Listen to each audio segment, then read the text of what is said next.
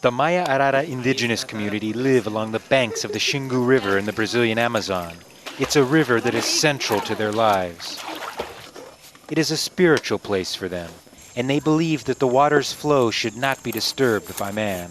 The river is part of us, and we are part of the river. There is no money and no gift that can replace what the Xingu River provides us with.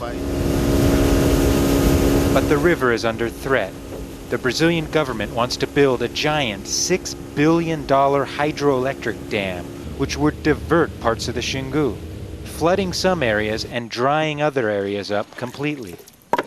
More than 500 indigenous people from over a dozen tribes would be directly affected. If our river is drained, we are left with nothing anymore.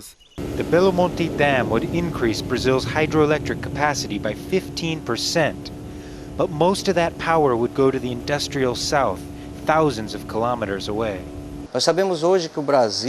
Brazil is growing at about 5% a year, but we need to grow faster to remain competitive.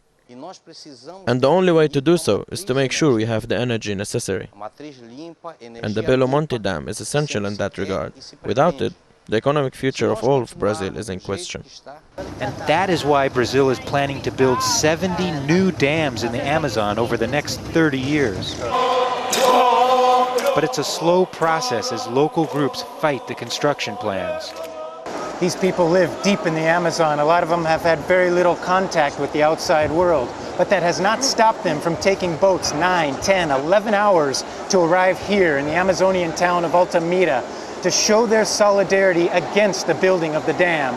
They're calling this the Xingu Encounter, and it's the largest gathering of indigenous people from the Brazilian Amazon in the last 20 years. So the Maya Arara community are preparing for a show of force.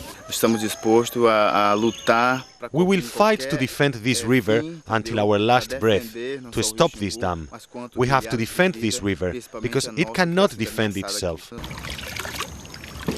Gabriel Elizondo, Al Jazeera, Altamira in the Brazilian Amazon.